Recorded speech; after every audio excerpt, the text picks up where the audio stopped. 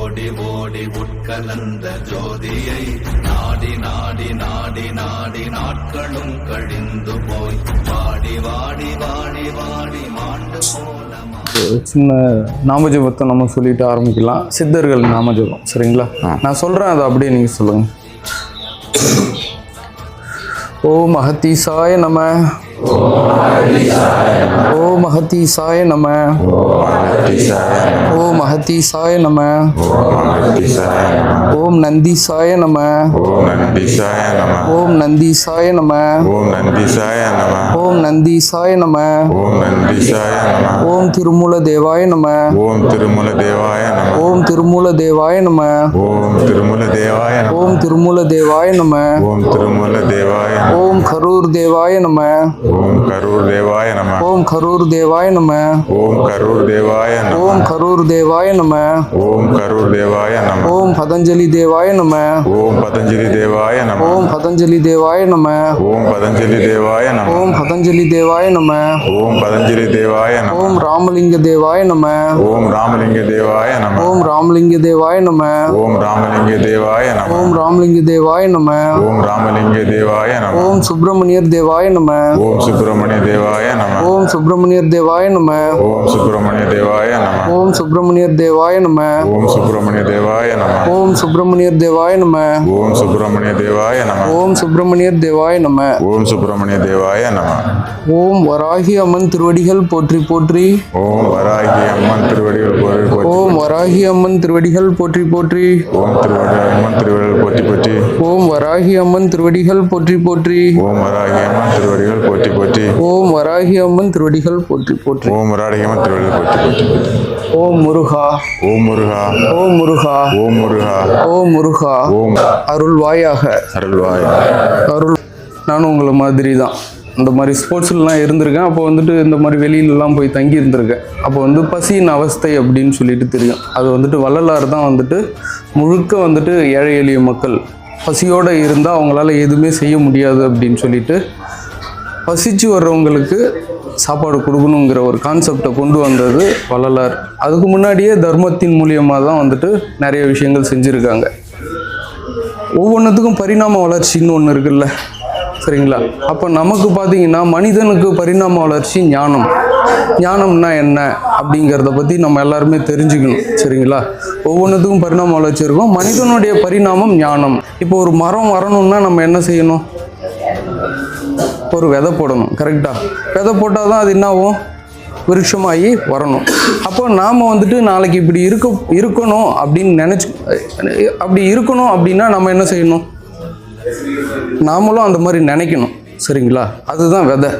நாளைக்கு தினசரி வந்துட்டு கனவு காணுங்கள் அப்துல் கலாம் சொல்லியிருப்பாங்க. அதுக்கு வந்துட்டு இதுதான், நாளைக்கு நம்ம அப்படி இருக்க போகிறோம், நாளைக்கு அப்படி இருக்கணுங்கிறத நம்ம முன்கூட்டியே இப்போ நம்ம கனவு கண்டாதான் அந்த கனவு என்ன ஆகும்? இந்த பிரபஞ்சத்தில் பதிஞ்சு நாளைக்கு வந்துட்டு நான் ஹீரோ கபடியில் போகணும், இல்லை வேர்ல்டு சாம்பியன் ஆகணும் அப்படின்னு நீங்கள் தினசரி காலையில் தூங்கி ஏஞ்ச உடனே அதே கனவுலேயே இருக்கணும், சரிங்களா? அந்த கனவு வந்துட்டு மெய்ப்பட வேண்டும், கனவு மெய்ப்பட வேண்டும் அப்படின்னு சொல்லி பாரதி சொல்லுவார். அந்த மாதிரி அந்த கனவு தான் முக்கியமாக உங்களை அடுத்த கட்டத்துக்கு எடுத்துகிட்டு போகும், சரிங்களா? அப்போ காலைல தூங்கி ஏஞ்ச உடனே ஒரு 5 நிமிஷம் தூங்கி ஏஞ்ச உடனே அந்த கனவு தியானம்னு சொல்லுவாங்க. அந்த கனவு தியானத்தை தினசரி செய்யுங்க, சரிங்களா? அப்புறம் வந்து அடுத்தது எல்லாருக்கும் இதுலேயும் வந்துட்டு இறைவன் யார் அப்படிங்கிற ஒரு கேள்வி இருக்கும் எல்லாருக்கும். இறைவன் யார், எங்கே இருக்காங்க அப்படின்னா, இப்போ அவங்க இல்லாத இடமே கிடையாது.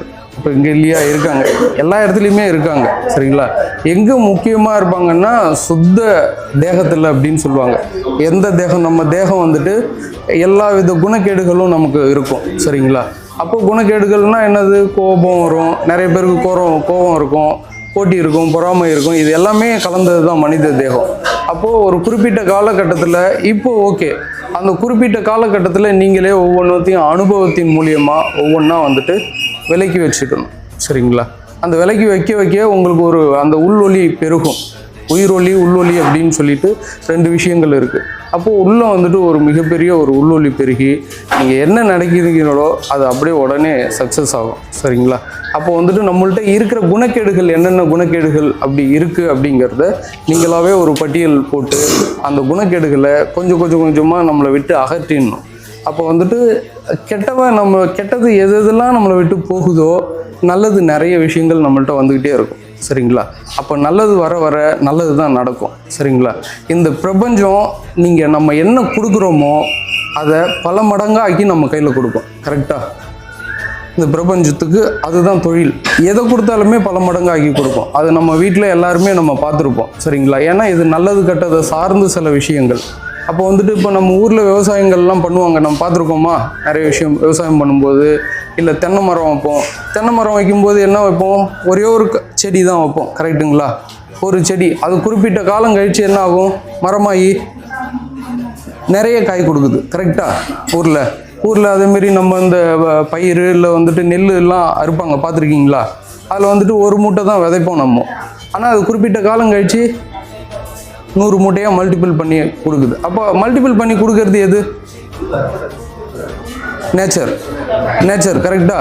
அப்போ நம்ம என்ன கொடுத்தாலும் என்ன ஆகுது? இயற்கை வந்து மல்டிபிள் பண்ணி கொடுத்துக்கிட்டே இருக்கும் நமக்கு. அப்போ நம்ம ஒரு நல்ல விஷயம் செஞ்சோம்னா அது என்ன ஆகும்?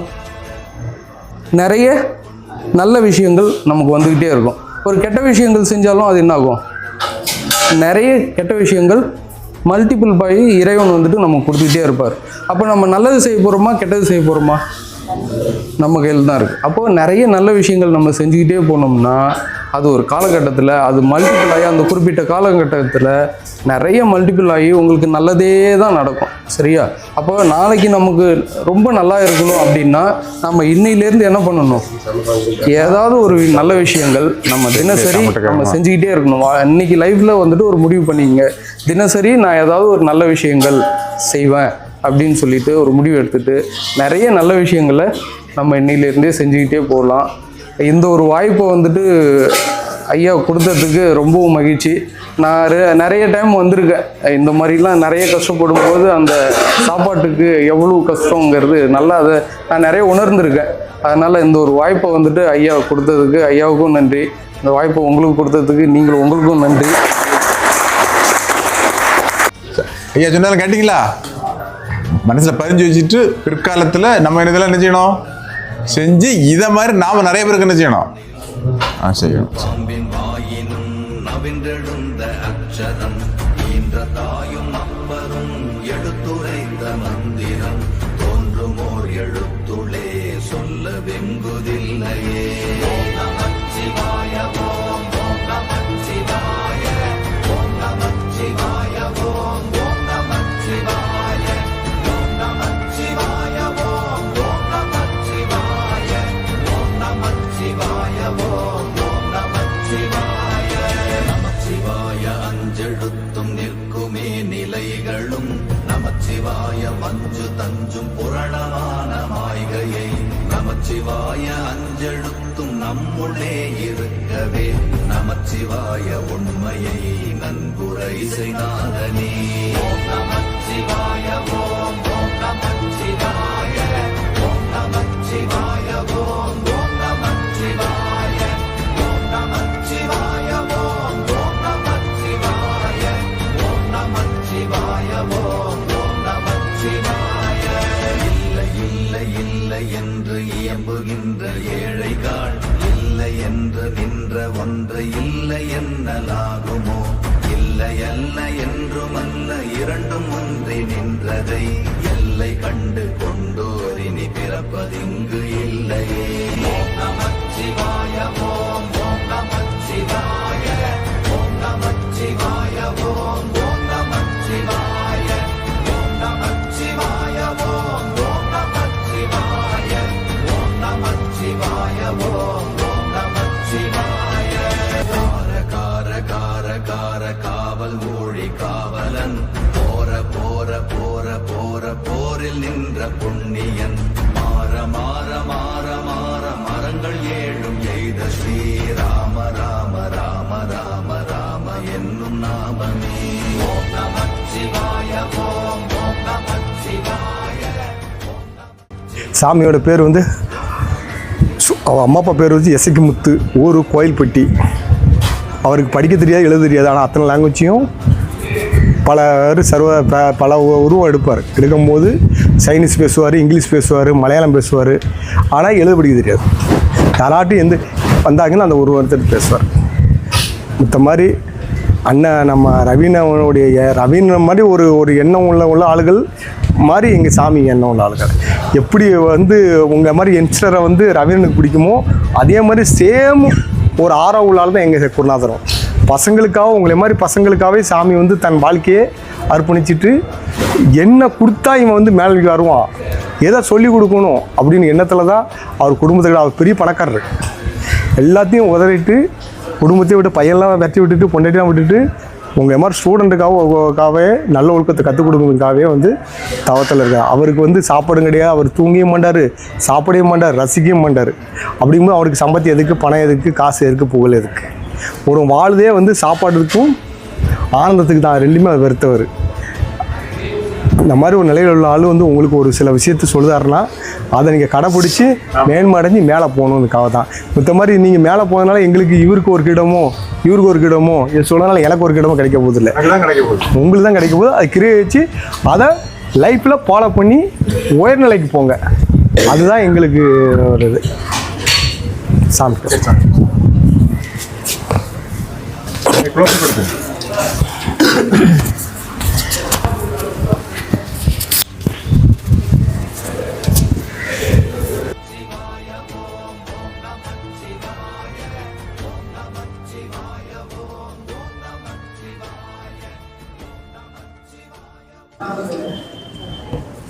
இப்போ இன்ஸ்பெக்டர் சொன்ன மாதிரிலாம் நீங்கள் எந்த ஒரு விஷயத்தையும் மண்டையில் வச்சுக்க வேண்டியதில்லை, புரியுதுங்களா? எல்லாருமே வந்து நல்லது எது கெட்டது எது அப்படிங்கிறது தெரியாமல் தான் நம்ம இந்த பயணத்தில் இருக்கிறோம். நான் வந்து ஒரு குங்ஃபு மாஸ்டர். குங்ஃபுங்கிறது உங்களுக்கு தெரிஞ்சிருக்கும்னு நினைக்கிறேன். கராத்தேயில் வந்து ப்ரான் பெல்ட் வாங்கியிருக்கிறேன், குங்ஃபில் வந்து 5 ஸ்டார் வாங்கியிருக்கேன். சரியா? இன்றைக்கி நிறையா என்னுடைய ஸ்டூடெண்ட்டுகள் பெரிய பெரிய லெவலில் இருக்கிறாங்க, பெரிய உத்தியோகத்தில் இருக்கிறாங்க, மிலிட்ரியில் இருக்கிறாங்க, எல்லா இடத்துல இருக்கிறாங்க. இதில் என்னென்னா போலீஸ் ட்ரைனிங்க்கோ மிலிட்ரி ட்ரைனிங்க்கோ போகிறாங்க அப்படின்னா அவங்கக்கிட்ட போய் என்னுடைய இதில் போனவங்க மற்ற உடல் ரீதியில் வேறு ஏதாவது இதில் தான் ஃபெயிலாகி வந்துட முடியாது. கொடுக்குற எக்ஸசைஸில் ஒரு பொழுதும் ஃபெயிலாகி வந்ததே கிடையாது. ஏன்னா அங்கே கொடுக்குற ட்ரைனிங்க்கு மேலேயே நான் அங்கே கொடுத்து அனுப்பிடுவேன். ஃபஸ்ட்டு நம்மகிட்டேருந்து போனாங்கன்னா பசங்க போனாங்கன்னா அவங்க தான் ஃபஸ்ட்டு, அதில் எந்த மாற்று கருத்து இல்லை. காரணம் என்னென்னா அவங்களுடைய உடல் ஒழுக்கம். இப்போ ஐயா எழுதியிருக்கிறாரு ஒவ்வொரு விஷயத்துக்கும் ஒழுக்கம் அப்படிங்கிறது. இப்போ ரமணர் சொல்கிறாரு தன்னை தான் அறிந்தால் தனக்குள்ள கேடு இல்லைங்கிற திருமலர் சொல்கிறாரு. இப்போ ரமணர் சொன்ன விஷயம் வந்து நீ இந்த சமுதாயத்தில் நீனும் ஒருத்தந்தான், அதனால் ஒன்று நீ முதல்ல அறி அப்படின்னு சொல்கிறாரு. இப்போ நம்மளை அறியணும் அப்படின்னா என்ன அர்த்தம் அப்படின்னு கேட்டால் இதில் எல்லாருமே நீங்கள் தான் சமுதாயம் இல்லையா? அடுத்தடுத்து உங்கள் பிள்ளை தான் சமுதாயம். இப்போ நீ ஒன்றை அறிஞ்சிக்கிட்டு நீ போய் வெளியே போய் இதை செஞ்சிடணும் அதை செஞ்சிடணும்னு போய் விளம்பரம் பண்ண வேண்டாம், அது உனக்கு வேலை இல்லை. நீ நான் சொன்ன வார்த்தையினுடைய பொருளை தெரிஞ்சுக்கிட்டு பயணம் பண்ணால் போதுங்கிறதான் நம்மளுடைய வாக்கு. இப்போ சமுதாயத்தில் நீ ஒரு ஆள் தான். அப்போ நீயே அந்த நான் சொல்கிற வார்த்தையை புரிஞ்சுக்கிட்டேன்னா உன்னை பார்த்து உன் பிள்ளையை பார்த்து உன் ஃப்ரெண்டு இப்படி ஏதாவது ஒரு மாறுவாங்க. இப்போ சமுதாயத்தில் தனிப்பட்ட ஆள் கிடையாது. அதனால் அவர் சொன்ன வார்த்தை. இப்போ இந்திரிய ஒழுக்கம் அப்படின்னு சொல்லி வள்ளல் பெருமான் சொல்கிறாரு. இந்திரிய ஒழுக்கம் அப்படின்னா நம்ம விந்து கட்டுறது மட்டுமே இல்லை, நம்மளுடைய ஒழுக்க நெறிமுறைகள் அனைத்தும் சேர்த்து தான் இந்திரிய ஒழுக்கம். இப்படி நிறையா ஒவ்வொரு சித்தர்கள் அகத்தியர் சொல்லியிருக்கிறாரு, போகர் சொல்லியிருக்காரு, காக்கப்பச்சன்ற சொல்கிறார். காயத்தை திரியாக்கி காருண்யத்தை சரியாக்கி பேசும் மந்திரமாம் வாசி கொண்டு வாழை கண்டு போகம் அளித்து இந்திரியம் கட்டி உச்சி ஏற்றி பசி உறக்கம் கோபம் தள்ள 10ஆம் வாசல் திறக்குமப்பா அப்படிங்கிறாரு. இந்த 10வது வாசல் அப்படின்னா உங்களுக்குலாம் எதுவும் தெரியறதுக்கு வாய்ப்பு இல்லை. ஏன்னா பெரிய பெரிய சாமியார்களில் இருக்கிறவங்களுக்குமே வைக்கிறவங்களுக்கு அந்த 10வது வாசல்னால் எதுவும் தெரியாது. இப்போ 9 வாசல் என்னென்னா நம்மளுடைய இதுதான். கண்ணு 2 ஓட்டை இல்லையா, மூக்கு 2 ஓட்டை 4 ஆச்சா, காது 2 ஓட்டை 6 ஆச்சா, வாயு 1 7 ஆச்சா, மூத்திர குழாய் 1 9, மலங்கழிக்குது 1 9 ஓட்டை. இந்த 9 ஓட்டை அடைச்சா 10வது வாசல் திறக்கலாங்கிறது தான் சத்தியஞான சபையினுடைய உண்மையான முழு அர்த்தம். சத்தியஞான சபையை வந்து வடலூரில் கொண்டு போய் அவர் இந்த மாதிரி ஒரு சபை அமைச்சு அதில் மத்தியில் ரவுண்டு ஷேப்பில் இந்த மாதிரி சதுரம் இல்லாமல் அந்த சத்தியஞான சபையினுடைய அமைப்பு வந்து ரவுண்டு ஷேப்பு. நம்ம தலை எப்படி இருக்குது, ரவுண்டாக தான் இருக்குது, சதுரமாவாக இருக்குது இல்லையா? அதுக்குள்ளே தான் அந்த விஷயங்கள் எல்லாம் அடக்கப்பட்டிருக்கு அப்படிங்கிறத சில விஷயங்கள் சொல்லப்படுறாங்க. இதெல்லாம் ஞானத்துக்குரிய விஷயம். முதல்ல ஞானம். இப்போ நம்ம உங்களுக்கு வந்து விளக்கங்களை சொல்லி உங்களை சாமியார் ஆக்குறதுக்கும் இல்லை, தவமும் வரமும் தவம் உடையோர்க்க நீங்கள் இயற்கையே தவம் பண்ணால் தான் இந்த கோலத்துக்கு வர முடியும். புரியுதா? இது வந்து நினைக்கிற சாமி யார் அப்படின்னு தெரிஞ்சுக்கிட்டதுக்கு தான் சாமியார், சாமியார் கிடையாது. நான் சாமி இப்போ ஒரு சயின்ஸை பற்றி படிக்கிறீங்க, அதனுடைய உள்நுட்பத்தை தெரிஞ்சு அதுக்குள்ளே பயணம் பண்ணுறதுக்கு பேர் விஞ்ஞானம். கடவுள்னா என்ன அப்படிங்கிறத கடந்து போகிறதுக்கு பேர் விஞ்ஞானம். பிரம்மமூர்த்தம் அப்படிங்கிறதுக்கு என்ன அர்த்தமாக இருக்கும்னு நினைக்கிறீங்க? பிரம்மமூர்த்தம்னா எங்களுக்கு தெரியுமே, எப்படி கேள்விப்பட்டிருப்பீங்களே. 4 மணி டெய்லி எழுதுறியா? என்னது அதான் பிரம்மமூர்த்தம். புரியுதா? இன்னைக்கு எதையாவது சாதிக்கணும். நீங்கள் இப்போ வந்து எல்லோரும் படிக்கிற பசங்க எதையாவது ஒன்றை சாதிக்கணும் அப்படின்னு நினச்சிட்டா இந்த 4 மணி டயத்தை எந்த ஒரு சூழ்நிலையிலையும், உங்கள் அம்மா பிரிஞ்சாலும், உங்கள் அப்பா பிரிஞ்சாலும், சகோதரிகள் பிரிஞ்சாலும், மனைவி மக்கள் பிரிஞ்சாலும், இந்த டயத்தை விடாமல் இருந்தீங்கன்னா ஒரு குறிப்பிட்ட காலத்துக்குள்ளே நீங்கள் அந்த இலக்காவை தட்டியே தெரிவிங்க. அதுக்கு மூல அஸ்திவாரம் வந்து அதுதான். உலகத்தில் எந்த மாந்திரியத்தினாலையும் எந்த சக்தினாலையும் பிரம்மமுகூர்த்தத்தை எந்திரிக்கிறவனை அடிக்க முடியாது. ஏன்னா அந்த நாளிகை நேரத்தில் அந்த பிரம்மம் நமக்கு கொடுக்கல. அதுதான் பிரம்மமுகூர்த்தம். இது நம்ம செவிக்கிறதுக்குள்ளே நம்ம சொல்லிட்டோம். இதை வந்து ராமாயணத்தில் வந்து பரதனுக்கு வந்து வஜிஷ்டர் சொல்கிறாரு. ஏன் சொல்கிறாருன்னா, நமக்கு கண்ணுக்கு தெரியுது எது, இந்த கடவுள் இந்த கடவுள் எந்த கடவுளும் தெரியாது, சூரியன் மட்டும்தான் கண்ணுக்கு தெரியும். அதனால் ராமருடைய வம்சதாரர்களில் சூரியனை கும்பிடுறவங்க.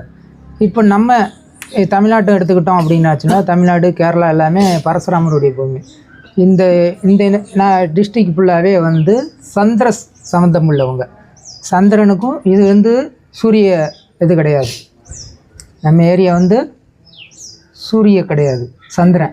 இதுக்கு என்னென்னா, நம்ம நெல் சாப்பாடு சாப்பிடுவோம். வடநாட்டில் இருக்கிறவங்களும் கோதுமை சாப்பிடுவோம். கோதுமை இப்போ நம்ம அதே கோதுமையை நம்ம இங்கே கண்டினியூஸாக அவன் சாப்பிட்ற மாதிரி அவன் நெல்லுங்கிற சாப்பாடை வந்து பேருக்கு தொட்டுக்குவான். நம்ம கோதுமையை வந்து பேருக்கு தொட்டுக்குவோம். இதனால் இது சந்திர இதில் உள்ளது. நீங்கள் என்ன காய்கறி போட்டாலும் இங்கே இருக்கிற காய்கறியோட டேஸ்ட் வந்து வடநாட்டில் இருக்காது. ஏன்னா அது சூரிய வம்சத்தில் அதில் இருக்கிற அந்த பவரை புறாத்தையுமே அது கிரை பண்ணும். பார்க்க அழகாக இருக்கும், ஆனால் காய்கறி டேஸ்ட் இருக்காது. நீ உருளைக்கிழங்கு சாதாரண ஒரு உருளைக்கிழங்கு நீங்கள் சாப்பிட்டீங்கன்னா இங்கே இருக்கிறவங்களுக்கு பூரா அது வாயு. அங்கே இருக்கிறவங்களுக்கு போய் இங்கே இருக்கிற அதே ஆள் அங்கே போய் சாப்பிடுங்க, அந்த உருளைக்கிழங்கு வாயு கிடையாது. ஏன்னா அது சூரிய வெளியில் வரக்கூடியது. இதெல்லாம் உங்கள் படிப்புக்குரிய விஷயம். நான் இப்போ சொல்கிறதெல்லாம், நாளைக்கு நீங்கள் ஒரு கலெக்டராக போகிறீங்கன்னா பொது அறிவியல் இதை கேட்பான். நீங்கள் ஒரு எஸ்பி ஆக போகிறீங்கன்னா ஜென்ரல் அறிவியல் இதை கேட்பான். நீங்கள் ஒரு டிஜி ஆக போகிறீங்கன்னா ஜென்ரல் அறிவியல் கேட்பான். இது கலெக்டர் அப்படிங்கிறது ஒரு போஸ்டிங் கிடையாது. உங்களுக்கு நல்லா தெரியுங்களா? கலெக்டர் அப்படிங்கிறது ஒரு எந்த டிகிரி படிச்சுட்டாலும் ஒரு டிகிரி முடிச்சதுக்கப்புறமேலு ஒரு மீதி இருக்க 2 வருஷம் கோச்சிங் தான். உங்களுக்கு ஜென்ரல் அறிவு, உங்களுடைய பொது அறிவை கிரை பண்ணுறது தான். நீங்கள் இந்த உலகத்தில் என்ன, இந்த ஏரியாவில் என்ன நடந்தது, இதுக்குள்ளே என்ன, இந்த 2000 என்ன நடக்கப்பட்டது, 2005 எந்த கலெக்டர் எந்த மந்திரி என்னென்ன பண்ணால், இந்த மாதிரி பொது அறிவை டெலெக்ட் பண்ணி எடுக்கலாம். அப்போ இப்போ நான் கேட்குற கேள்வியெல்லாம் வரும். அதுக்குள்ளே இருக்கிற இப்போ என்ன மாதிரி எவனாவது உள்ளே உட்காந்துருந்தான் அந்த படிப்பில் இருந்தானா கண்டிப்பாக அந்த கேள்வியெல்லாம் கேட்பான். இந்த மாதிரி எது சூரியத்தை இடத்த சேர்ந்தது, எது சந்திரத்தை இடத்த சேர்ந்தது அப்படின்னு கேட்பான். இந்த ஒரு குறிப்பிட்ட டிஸ்ட்ரிக்ட், அதாவது கேரளா, தமிழ்நாடு, ஆந்திரா, இது முழுவதும் சந்திர ஆதிக்கத்தில் உள்ளது. இதுக்கு அங்கிட்டு ஹிந்தி நாடு ஃபுல்லாக கர்நாடகா வரைக்கும் இதோட சேர்ந்தது. அதுக்கு அடுத்துங்கிட்டு பூரா சூரிய ஆதிக்கத்தில் உள்ளது. புரியுதா? இதெல்லாம் வந்து பொது அறிவில் உள்ள ஒரு விஷயம். இப்போ இந்த இது நான் உங்களுக்கு அறிவி சொல்லிட்டேன். இன்னொன்று, நீங்கள் நினச்ச காரியத்தை சாதிக்கிறதுக்கு இந்த 4 மணிக்கு எந்திரிங்கன்னு சொல்லிட்டேன். அதுக்கடுத்து உங்கள் உடலில் இந்த சொன்னால பையன் சொன்னால குப்புறப்படுத்தா எனக்கு விந்து வெளியாது. குப்புறப்படுக்கிற காரணம் என்னென்னா, நமக்கு ஒரு 2:30 மணி 3 மணிக்கு மேலே எல்லா பசங்களுக்கும் அந்த ஆண் உறுப்பு தூக்க ஆரம்பிச்சிடும். அந்த நேரத்தில் அவன் குப்புறப்படுத்திருக்கும் போது அதனுடைய பலம் அதிகமாகும் போது ஆட்டோமேட்டிக்காக விந்து லீக் அவுட் ஆயிடும்.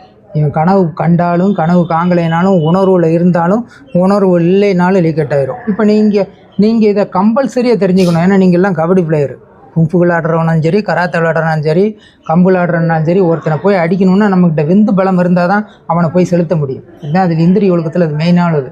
அப்போ நம்ம குப்புறப்படுக்காமல் இருந்து அதை எப்போயுமே பழக்கத்துக்கு கொண்டு. அதனால தான் வள்ளல் பெருமான் எப்படி படுக்கணும், இடது கை வச்சு ஒரு சாட்சி படுப்பார்.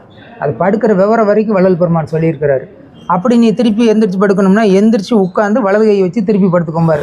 மல்லாக்கையும் குப்பரையும் சொல்லவே மாட்டார். புரியுதா? அப்போ நம்ம உன்னுடைய எந்திரியத்தை கரெக்டாக கட்டணும், நம்ம அந்த இடத்த சாதிக்கணும் அப்படின்னா அது அடுத்து இன்னொரு உங்களுக்கு சயின்ஸ் ரீதியாக புரிகிற மாதிரி, நீங்கள் ஏதாவது ஒரு பிறந்த குழந்தை ஆம்பளை பசங்க போய் பார்த்தீங்கன்னா, இப்போ உங்களுக்கு செக்ஸ்னால் என்னென்னு தெரியும், இன்றைக்கி யூடியூப் லோட்டோலஸ்க்கு எல்லாத்தையும் தெரிஞ்சிருப்பீங்க, எல்லாம் பெரிய பசங்க தான். குழந்தைக்கு பிறந்த குழந்தை 3 மாத குழந்தை 2 மாத குழந்தைக்கு தெரியுமா? தெரியாது. அதுக்கு பார்த்தீங்கன்னா அந்த கொத்தினிக்காண்டு இருக்கிறது தூக்கி நட்டமாக நிற்கும் 2:30 மணி 3 மணிக்கு. அதே மற்ற நேரத்தில் நின்றுதுன்னா அதுக்கு ஒன்றுக்கு முட்டுதுன்னு அர்த்தம் அந்த நேரத்தில். ஏன்னா நமக்கு சொன்னனே 2 உயிர் இருக்குன்னு. இப்போ இந்த 2 உயிர் ஒரு காலகட்டத்தில் செயலிழந்து நிற்கிது. அந்த மனம் அப்படிங்கிறது செயலிழந்து நிற்கிது. இந்த நேரத்தில் தான் மனசு வந்து அடங்கி நின்று ஆன்மா மட்டும்தான் இருக்கும். அப்போ மேலே சுவாசம் பண்ணுறது நமக்கு பத்தாது. அதனால் அந்த ஆண் உற்பத்திக்கு வெளியே இருக்கிற விஷயத்த சுவாசத்தை இழுக்கும். ஆஸ்மா வரவன், டிபி இருக்கிறவன், இந்த மாதிரி இருக்கிறவங்க, இப்போ கொரோனா வந்தது இங்கே இந்தியாவுக்குள்ளே எந்த அளவுக்கு கணக்கு எடுத்தாங்கன்னு தெரியாது. அமெரிக்கா, லண்டன் எல்லாமே என்னுடைய ஸ்டூடெண்ட் இருக்கிறாங்க. இன்றைக்கி எப்போலா மருந்து கண்டுபிடிச்சோம் என்னுடைய ஸ்டூடெண்ட்டு தான். வேலூர்கிட்ட இருக்கிறவன் சுதர்சன் அவன் பேர். நீங்கள் சுதர்சனா எப்போலா மருந்துன்னு அடிங்க, நெட்டில் ஃபுல்லாக அவனுடைய டீட்டெயில் வந்துடும். குடியாத்தான் ஊர். புரியுதா? அவன் ஹஸ்பண்ட் ஒய்ஃப். இன்றைக்கி உலகத்தில் 10 நாடு 20 நாடு சேர்ந்து இந்த எப்போலா மருந்து கண்டுபிடிக்க முடியல. அவன் தான் கண்டுபிடிச்சி அந்த நோயை நிப்பாட்டினது. அவன் என்னுடைய ஸ்டூடெண்ட்டு தான். புரியுதா? இந்த மாதிரி வெளியே இருக்கிற எல்லாத்தையும் ஆய்வு பண்ணி பார்த்துட்டு அந்த செத்து போன கணக்கிட்ட பார்த்தீங்கன்னா இந்த 2 மணிக்கு மேலே தான். 3 மணிக்குலேருந்து 6 மணிக்குள்ளே செத்தவன் தான் கொரோனா டயத்தில் அதிகமாக. ஏன்னா அந்த மூச்சு சர்க்குலேஷன் கம்மியாக இருக்கும். அப்போ தான் அவனுக்கு இந்த ஆண் உறுப்பு தைக்குது. இந்த நேரத்தில் நீங்கள் குப்புறப்படுத்திங்கன்னா உங்கள் அறிவை கொண்டு 2வது ஒரு கனெக்ட். இப்போ இது வந்து சயின்ஸ் ரீதியாக உங்களுக்கு ப்ரூவ் பண்ணேன். அடுத்து உங்கள் அறிவை கொண்டு யோசிச்சு பாருங்கள். ஒரு 1:30 மணிக்கு எழுப்பி விட்றோம், நல்லா சுதாரிப்பாக இருப்பீங்க. 1:30லேருந்து 3 மணி வரைக்கும் ஏதாவது படிக்கணும் வைக்கணும் அப்படின்னா சுதாரிப்பாக இருப்பீங்க. அப்படியே 3, 3:30, 4 ஆகும்போது அப்படியே தன்னறியாமல் அப்படியே கண்ணை மூடி அப்படியே உட்காந்து சேரில் உட்காந்து சேரில் சாஞ்சிடுவீங்க, இதில் உட்காந்து இதில் சாஞ்சிடுவீங்க. ஏன்னா நமக்கு போதுமான அந்த மூச்சுத்தன்மை இல்லைங்கும் போது அது ஒரு மயக்க நிலைக்கு தள்ளப்படுறோம். அந்த மயக்க நிலை தான் நம்மளை வந்து அந்த சோர்வு உடம்புல. காலையில் நீ எந்திரிக்கணும்னா 4 மணிக்கு எந்திரிக்கணும்னா இவர் வந்து உங்களுக்கு வில்ல மாதிரி தெரிவாப்புல. 4 மணிக்கு எந்திரிச்சு சொல்லிலாம் ப்ராக்டிஸ் பண்ண சொல்கிறாங்க. 4 மணிக்கு எந்திரிச்சா மட்டும்தான் வாழ்க்கையில் ஜெயிக்க முடியும். ஏன்னா அந்த ஆர்க்கு முழுவதும் நம்மளுடைய அறிவை கொண்டு கிரியேட் பண்ணிடுறோம். புரியுதா? இது அதுக்காக தான் குப்புறப்படுக்கக்கூடாது. இப்போ பொம்பளை பிள்ளைகளுக்கு எதுக்கு அப்படின்னு கேட்டால், அவங்க குழந்தையிலேருந்தே அவங்களுக்கு அந்த யோனித்தன்மை விரிஞ்சுது அப்படின்னாச்சுன்னா வெளியே இருக்க காற்று உள்ளே ஏறிடும். எப்போ ஏறும்? அவங்க பருவ காலத்துக்கு வந்ததுக்கு அப்புறம் ஏறும். பருவ காலத்துக்கு வந்ததுக்கப்புறம் அவங்கள காலம் இருந்தேன். இன்றைக்கி இருக்கிற பொம்பளைங்கள்லாம் இப்படி போட்டு இருக்கிறாங்க. அன்றைக்கி வந்து எப்படி இருந்தாங்க? இப்படி இருந்தாங்க. இல்லைன்னா இப்படி நீட்டி இப்படி இருந்தாங்க. இப்படி இருக்கும்போது இது 2 ஒட்டிக்கும். அப்போ வெளியே இருக்கிற காற்று உள்ளே போகாது. இது பெரிய ஆளுங்க சொல்லி கொடுத்தாங்க, கேட்கலைன்னா அடிப்பாங்க. ஆனால் அவங்களுக்கு அதனுடைய தன்மை இல்லைன்னு தெரியலைன்னா கூட அந்த ஒழுக்க நெறிமுறையை நமக்கு சொல்லி கொடுத்தாங்க. இப்போ அன்னைக்கு இருக்கிற ஒரு 70 வருஷத்துக்கு முன்னாடி யாராவது கர்ப்பப்பை எடுத்தாங்க, இல்லை கர்ப்பப்பையில் புண்ணு இருந்தது, இல்லை கர்ப்பப்பையில் புத்து இருந்தது, கர்ப்பப்பையில் கட்டி இருந்ததுன்னு ஏதாவது கேள்விப்பட்டிருக்கீங்களா? இன்றைக்கி இருக்கிற உங்கள் ஏஜில் இருக்கிற குழந்தைய, உங்கள் ஏஜுக்கு முந்தின இருக்கிற ஏஜில் இருக்கிற குழந்தைய பாதி வருடத்துக்கு கர்ப்பப்பை இருக்கிறது இல்லை. காரணம் என்னென்னா இந்த வெளியே இருக்கிற காற்று உள்ளே போகும்போது அது இந்த மாதிரி விளைவுகளை உருவாக்கும். அதுக்காக தான் இதெல்லாம் நம்ம ஒழுக்க நெறிமுறை வள்ளலார் சொன்ன அந்த இந்திரிய ஒழுக்கத்தில் இதெல்லாம் சேர்ந்து வருது. இந்த ஒழுக்கத்தையெல்லாம் நீங்கள் தெரிஞ்சுக்கிடணுங்கிறதுக்கு தான். புரியுதா? கடைபிடிக்கணும், தெரிஞ்சுக்கிட்டதெல்லாம் கடைபிடிக்கணும். புரியுதா? அதனால் முதல்ல இந்த 4 மணிக்கு எந்திரிக்கிறத கடைப்பிடிங்க. அதுக்கப்புறம் இந்த விஷயத்த நமக்கு வந்து ஃபர்ஸ்ட் நைட்டு அப்படின்னு வச்சுருக்கேன்னா எவ்வளவோ நாகரிகம் வந்து இன்றைக்கி வந்துருச்சு. இதுக்கு ஃபர்ஸ்ட் நைட்டுங்கிறது எப்போமோ ஒரு காலகட்டத்தில் வச்சுது. இன்னைய வரைக்கும் அதை கடைப்பிடிக்கிறது என்ன காரணமாக இருக்கும்னு நினைக்கிறீங்க? இன்னைய வரைக்கும் ஃபர்ஸ்ட் நைட்டுங்கிறதுக்கு பிடிக்கிறதுக்கு என்ன காரணமாக இருக்கும்னு நினைக்கிறீங்க? இல்லை, எதுக்குமே உங்கள் ஸ்டூடெண்ட் பேசவே மாட்டேங்கிறாங்க. பயந்து மாதிரி அதான் அவருக்கு என்ன சொல்கிறாங்க சொல்லுங்க.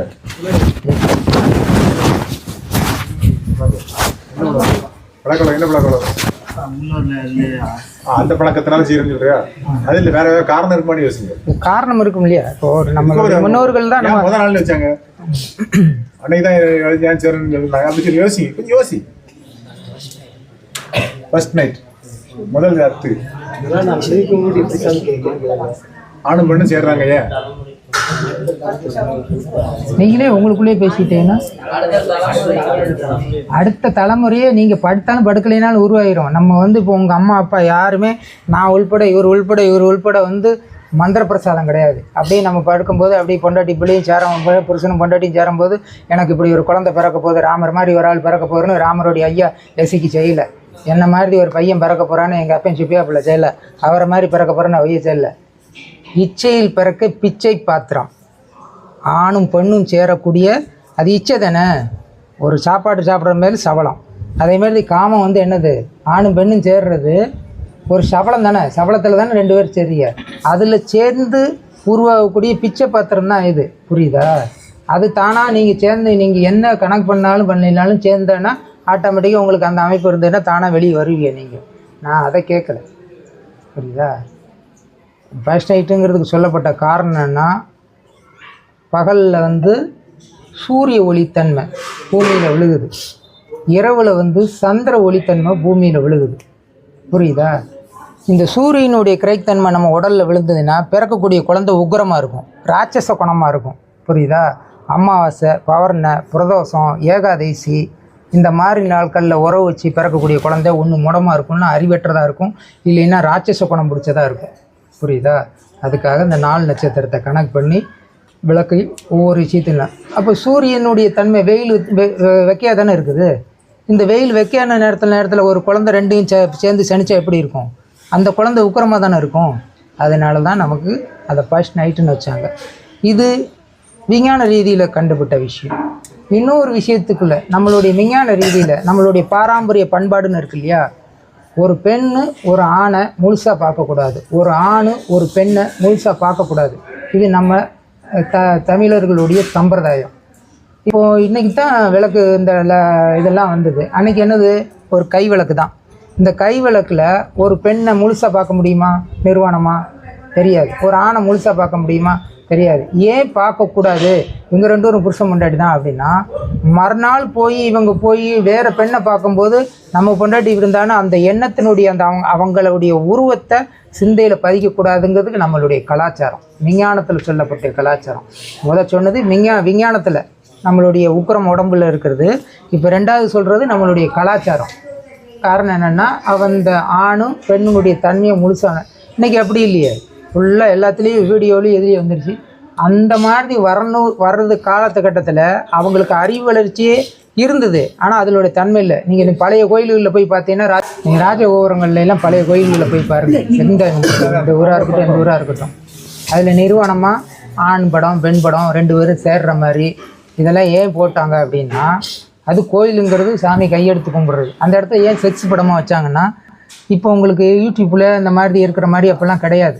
அவங்க வந்து ஒரே ஒரு கரிவாளம் போட்ட குதிரை, கரிவாளம்னா என்னதுன்னா இந்த குதிரைக்கு சைடில் போட்டிருக்காங்களா, அது இதை 2 எடுத்துட்டோம்னா குதிரை அது போக்கில் போக ஆரம்பிச்சிடும். அதே மாதிரி ஒரு மனிதன் வந்து இப்போ இவர் ஐயா இருக்கிறாரு அப்படின்னாச்சுன்னா, இவருடைய தம்பி இவர்கிட்ட உட்கார மாட்டார், அவர் தான் மூத்தவர். இவங்க அப்பா இருக்கும்போது இவர் உட்கார மாட்டார். இப்படியே பெரியவங்க சொல்கிறத ஒரே கோப்பில் கரிவாளம் போட்ட மாதிரி கேட்டு போவாங்க. அப்போ அவங்களுக்கு ஒரு இவ்வளோதான் வீடு இருக்கும், இதுக்குள்ளே அத்தை மக அக்கா மக மச்சான் மக எல்லாம் சேர்ந்து ஒன்றா தான் கட்டி பிடிச்சி தூங்குவாங்க. அவங்களுக்கு எந்த உணர்வும் ஏற்பட்டது இல்லை. இன்றைக்கி எங்கேயோ இருக்கிற பிள்ளைகளை நம்ம பண்ண உணர்வு. காரணம் என்னென்னா, சாப்பாடு, பழக்க வழக்கங்கள், கலாச்சாரத்தின் தன்மை இல்லாதது. ஒரு பெண்ணை பார்த்தோன்னே இயற்கையை பார்த்த விஷயத்தினுடைய தன்மை மண்டையில் பதிவானதுனால திருப்பி அந்த பெண்ணை பார்க்கும்போது அவங்களுடைய தன்னறியாமல் உணர்வு அங்கே செலுத்தப்படுறது. இது எல்லா காரணம் தான் இன்றைக்கி இந்த செயல். அன்றைக்கி அந்த செயல் இல்லாதப்போ என்ன மாதிரி சாமியார்கள் வந்து ஒரு ஞானம், ஏன்னா 95% வந்து கல்யாணம் முடிக்கக்கூடாது அப்படின்னு. சிற்றின்பம் பேரின்பம், பெண்கள்கிட்ட இருக்கிறது சிற்றின்பம், இறைவன்கிட்ட அடையுது பேரின்பம். இந்த தன்மை தெரியாமல் சிற்றின்பத்தின் சுவை தெரியாத ஒருவனால் பேரின்பத்தின் சுவை அறியவே முடியாது. ஒரு சாப்பாடு சாப்பிட்ருக்கீங்கன்னா வடை என்ன டேஸ்ட் இருக்குன்னு தெரிஞ்சால் தான் அதனுடைய தன்மை என்னன்னு தெரியும், இல்லைன்னா அதனுடைய டேஸ்ட்டே தெரியாது. அதுக்காக எந்த சித்தர்களும் கல்யாணம் முடிக்க வேண்டாம்னு சொல்லவே இல்லை. அதனால் அகத்தியர் லோகமுத்ரா தேவி, காக்கு பஜண்டர் பகலா தேவியார், திருவள்ளுவர் வாசகி, இப்படி எல்லாருமே 2 பேராக ஹஸ்பண்ட் ஒய்ஃபோடு இருந்து காட்டுனது காரணம் என்னென்னா, திருமணம் பண்ணணுங்கிறதுக்காக. இடப்பட்ட காலகட்டத்தில் என்னத்தையாவது வந்து சாமியார்கள் குழப்பி விட்டு போயிடுவாங்க நினைப்போம். அவங்களுக்கு அந்த உணர்வு இல்லாத நேரத்தில் கவண்டு போயிடக்கூடாதுங்கிறதுக்காக தான் அந்த சிலையை. இப்போ கோயிலுக்கு போனீங்கன்னா இதை கேட்பாங்க, இது என்ன ஏது அப்படின்னு. இப்போ நம்ம இதில் ஒரு இளவு வீடு கூட ஒரு நாத்தியம் தான். இப்போ நமக்கு செத்த பிறகு சங்கு ஊதுறாங்களையா, அது எதுக்காக ஊதுறாங்க? ஏன்னா நீங்கள் இப்போ இந்த யோகா கிளாஸ் எடுக்கிறீங்க, தெரியாது. சரி, அந்த ஒரு மண்பானையில் தண்ணி வச்சு இங்கே இந்த சம்பிரதாயம் உண்டு இல்லை, ஒரு கொல்லிக்கூடம் உடைக்கிறாங்க, அது எதுக்காக உடைக்கிறாங்க? காத்தடைச்ச பையே காயமே இது பொய்யடா. இந்த உடல் மண்ணால் உருவான உடல். அதனால தான் இது அவர் வந்து பாடுறாரு, 6 மாதமாய் குசவனை வேண்டி கொண்டாடி கூத்தாடி கூத்தாடி போட்டோடத்தானே. கொண்டாடி இந்த பானை 6 நாளுன்னு என்னது 10 மாதம். 10 மாதமாக தான் 10 மாதமாக உருவான உடல் தானே. 10 மாதமாக உருவான உடலை கூத்தாடி கூத்தாடி போத்தோடத்தானே. கூத்தாடி நம்மளுடைய வாழ்க்கையில் எதையுண்டு அதுக்கு தான். இந்த சங்குங்கிறது இப்போ இந்த பக்கம் என்ன ஒரு சங்கு ஊதுறாங்களா? ரெட்டை சங்கு ஊதுவாங்க, ஒவ்வொரு சமுதாயத்தில் ஊதுறாங்க. இன்னும் அந்த பக்கத்தில் இருக்குது. திருநெல்வேலி பக்கத்தில் நாடார் சமுதாயத்தில் மட்டும் ஊதுறாங்கன்னு நினைக்கிறேன். ரெட்டை சங்கு ஊதுவாங்க, இப்படி வாயில் வச்சுட்டு ரெட்டை சங்கு ஊதுவாங்க. ஆமாம். இப்போது நீங்கள் போடுறீங்க, இப்போ நீங்கள் இருக்கிறீங்க சங்கு ஊதுறான். இப்போ உங்கள் தாத்தாட்ட போய் கேட்குறீங்க, அந்த செத்து போயிட்டார் எதுக்கு சங்கு ஊதுறான் அப்படின்னு கேட்குறாங்க. அப்போ அந்த தாத்தா வந்து சொல்கிறாரு, இந்த சங்கு வந்து இதுக்கு ஊதுறாங்கப்பா அப்படின்னு. இப்போ கோயிலில் எதுக்கு சங்கு ஊதுறோம்? சாமி பூஜை ஆகும்போது சங்கு எதுக்கு ஊதுறோம்? கோயிலில் பூஜை பண்ணும்போது சங்கு அடிக்கிறோம். எதுக்காக அடிக்கிறோம்? நம்ம தெய்வம் எழுந்தரிக்க போகுதுங்கிறதுக்காக. இங்கே இந்த சங்க ஊதலை. எந்த சங்கு ஊதலை? இங்கே இருக்கிற உள் சங்க ஊதலை. அதனால இவன் செத்துட்டான்டா அப்படிங்கிறதுக்காக சங்க ஊதி காட்டுறான். புரியுதா? இப்போ அங்கே போய் நமக்கு 9 வாசல். இப்போது ஒரு பானைக்குள்ளே தண்ணின்னா அந்த தண்ணிக்குள்ளே பானைங்கிறது நம்ம உடல், தண்ணிங்கிறது நம்ம உடலில் இருக்கிற ரத்தம். அந்த தண்ணிக்குள்ளே அந்த சுழற்சி காற்று. புரியுதா? இப்போ நம்ம கொண்டு போய் வைக்கிறோம். இப்போ இவன் எல்லாம் முடிச்சுட்டு அந்த நாத்தியை சுற்றி வரும்போது அறுவாள்கிட்ட 3 கொத்து போடுவாங்க. இப்போ 3 கொத்து தான். 1 போட்டுட்டு 2 போட்டு 3ஆவதுல ஒவ்வொரு டைமும் 3 கொத்து போடுவாங்க. ஒரு 3 கொத்து. அப்போது 2வது டைம் 6, 3வது டைம் 9 கொத்து. ஆமாம், 9வது கொத்துக்குன்னு பிறங்கிட்ட தள்ளிடுவாங்க. அந்த பானை உடஞ்சிரும். இந்த பானை உடஞ்சிருச்சு அப்படின்னு இந்த 9 வாசல் வாழற காலத்தில் தெரியவே இல்லை.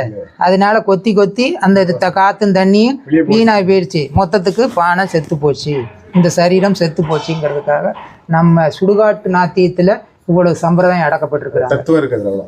ஒரு சுடுகாடில் நடக்கக்கூடிய ஒரு சின்ன சடங்கு அல்ல, தத்துவம் தான். நம்ம அதை இப்போ சடங்காக வச்சுக்கிட்டோம். அது வந்து ஒரு தத்துவம் தான். புரியுதுங்களா? அதனால் நம்மளுடைய உணர்வுகளை ஃபாலோ பண்ணிங்க. இப்படி நிறைய சொல்லிக்கிட்டே இருக்கலாம். இப்போ இது வரைக்கும் இது போதும் உங்களுக்கு. இப்போ காலையில் 4 மணிக்கு எந்திரிங்க. இந்த சுய இன்பத்துக்குள்ளே 95% அளவுக்கு தலையிடாமல் இருக்கு. சப்போஸ் உங்களால் நாம் வாட்ஸ்அப்பில் பார்க்குறோம், இல்லை இன்னொரு பசங்களோட சேர்றோம் அப்படின்னா அவங்களுடைய யாரும் உங்களுக்கு சுய இன்பம்னு என்னென்னு தெரியுமில்ல. இந்த சுய இன்பத்தினுடைய தன்மை உங்களை கிரியேட் பண்ணுதுன்னா அந்நேரம் இதை ஒரு விஷயத்தை கொண்டு போய் ஒரு இடத்துல நிப்பாட்டணும்னா இன்னொரு விஷயத்தை கொண்டு போய் திணிச்சிங்கன்னா அந்த விஷயம் நம்மகிட்ட இருந்து வெளியேறும்.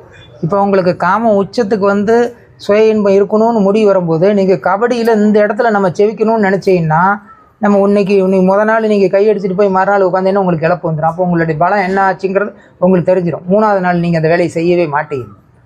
தூக்கத்தில் வர்ற மாதிரி இருக்குன்னா உடனே அந்த ஒரு மெமரி அறிவு வேலை செய்த பிறகு தான் வரும். உடனே தூக்கத்தில் வரும்போது டக்குன்னு எந்திரிச்சு கட்டவரில் கீழே ஊனிட்டேன்னா டக்குன்னு மேலே போயிடும். கண்ணை 2யும் தூக்கி சொல்லிட்டேன்னா விந்தணுக்கள் மேலே போயிடும். அதுக்கடுத்து போகிறது மகுடி சளி தான்.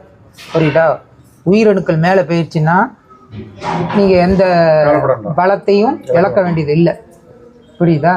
அது எப்படி உயிரணுக்களை மேலே ஏற்றுறது அப்படிங்கிறத இங்கே உங்களுக்கெல்லாம் இன்ட்ரெஸ்ட் இருந்தது அப்படின்னா திருப்பி வரும்போது பயணப்படுத்திக்கோங்க.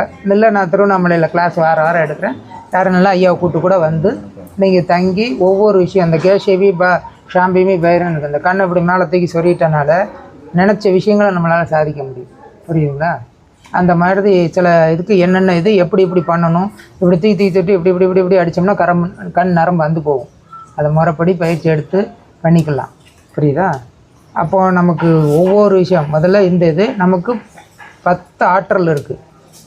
இந்த 10 ஆற்றல்னால் 10 அறிவு இல்லை. 10 ஆற்றல்னால் எது? அறிவு வேறு, ஆற்றல் வேறு. 10 ஆற்றல்னால் என்னது?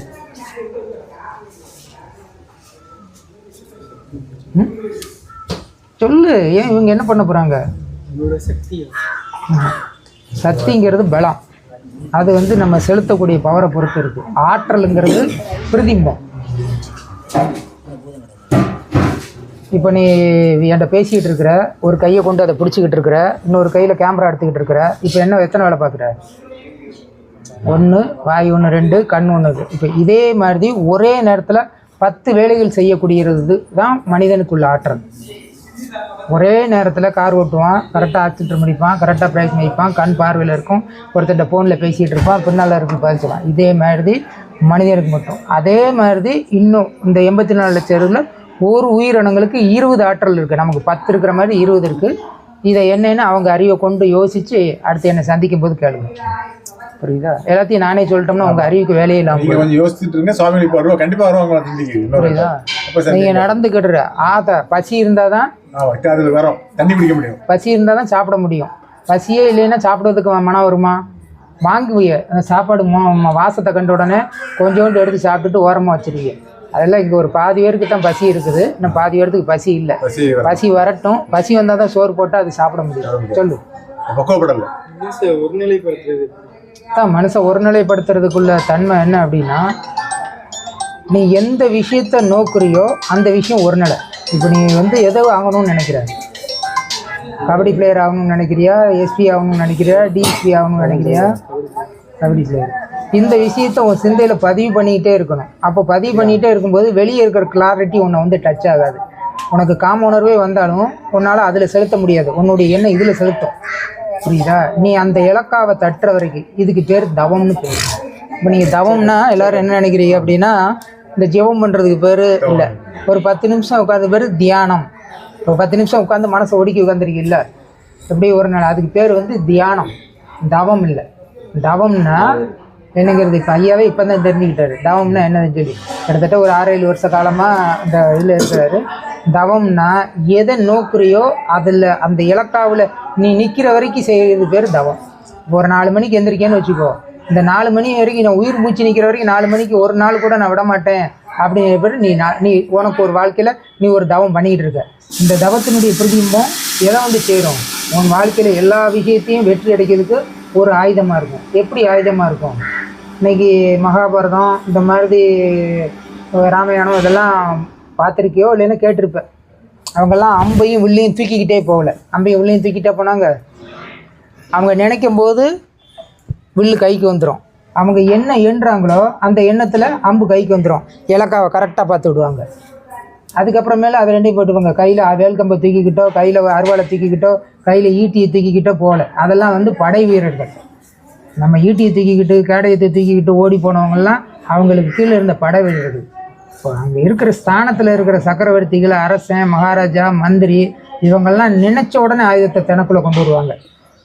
அது காரணம் என்னென்னா அதுதான் தவம். அவங்களுடைய தவத்தில் அது தன்னுடைய எண்ணத்தில் வச்சுருக்குறாங்க. அது வெறும் வில்லில் அந்த பிரதிம்பத்தை இறக்குறாங்க. அது இலக்காவை நோக்கி விடும்போது அடிக்கும். புரியுதா? இப்போ நோக்கு வருமோன்னா இப்போ இப்படி தொட்டு இப்படி போட்டால் அது வருமோ, இது தொடு வருமோ. நோக்கு வருமோ எதை வச்சு போடுறோம்? கண்ணை வச்சு தான் போடுறோம்.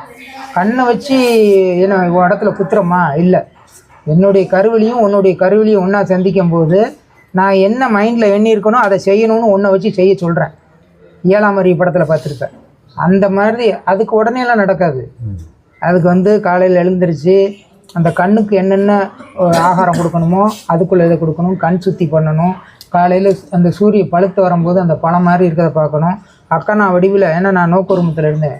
நான் kung fu master, varma master, yoga master, கம்புலாட் மாஸ்டரு. புரியுதா? இன்றைக்கும் என்னுடைய இதில் திருமலூருடைய யோகா நடந்துக்கிட்டு இருக்குது. 2000 ஸ்டெப்பு முத்திரை. இந்த முத்திரை இது பஞ்சபூதம். புரியுதா? இது நீர், இது நிலம், இது ஆகாயம், இது காற்று, இது நெருப்பு. புரியுதா? இதை எதோட சேர்த்து எதோட சேர்னா ஞானம். இது ரெண்டையும் சேர்த்தா ஞானம். இதையும் சேர்த்தா நீர். உடம்புல சூடு அதிகமாக இருக்குன்னா இதையும் சேர்த்தா சூடை குறைச்சிக்கலாம். புரியுதா? இப்படி ஒவ்வொரு இருக்குல்ல எல்லா இருக்கும். என்கிட்ட கிட்டத்தட்ட உங்களை மாதிரி ஒரு 5000 ஸ்டூடெண்ட் இருக்காங்க. ஒருத்தர் 2 பேர் கிடையாது. புரியுதா?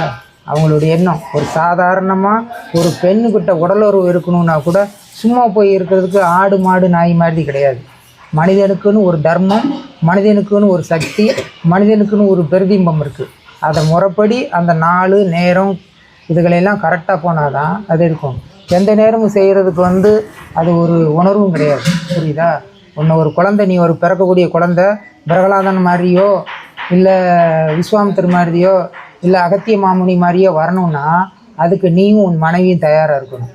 அது எப்படி எந்த நேரத்தில் சேர்ந்தால் அந்த மாதிரி சக்தி உருவாகுன்னு தெரியும். அது எந்தெந்த காலகட்டத்தில் என்னென்ன அதுக்கு இது கொடுத்தா அது உருவான்னு தெரியும். புரியுதா? எனக்கு சொல்லிக் கொடுக்க ஆள் இல்லை, ஆனால் உங்களுக்கு சொல்லிக் கொடுக்க நான் இருக்கேன். என்னை பின்பற்றினீங்கன்னா நீங்கள் பிறக்கிற குழந்தை இப்படித்தான் பிறக்கணும் அப்படின்னு முடிவு பண்ணீங்கன்னா அது அப்படித்தான் பிறக்கும். அதில் எந்த விதமான மாற்று கருத்தும் கிடையாது. புரியுதா? அது எப்படினாலும் நம்ம பண்ணி மாதிரி சேர்ந்தோம்னா அது பண்ணி மாதிரி தான் இருக்கும். சரியா? ஞானமாக பிறக்கணும்னு நினச்சா ஞானமாக இருக்கும். இந்த உலகத்தில் நம்ம குழந்தை தான் ஆட்சியில் இருக்கணும்னு நினச்சா அது ஆட்சியில் இருக்கும். ஆனால் அதுக்கு அந்த டைம் நேரம் காலத்தை கரெக்டாக எம்பிரிச்சு உறவு இருந்தா. புரியுதா? அதனால் இது நிறைய சொல்லிகிட்டே இருக்கலாம். இதாக தான் சொல்லிட்டேன்ல, இதுக்கு எவ்வளவு முடியுமோ அவ்வளோதான். இப்போ இதுவே உங்களுக்கு ஜாஸ்தி.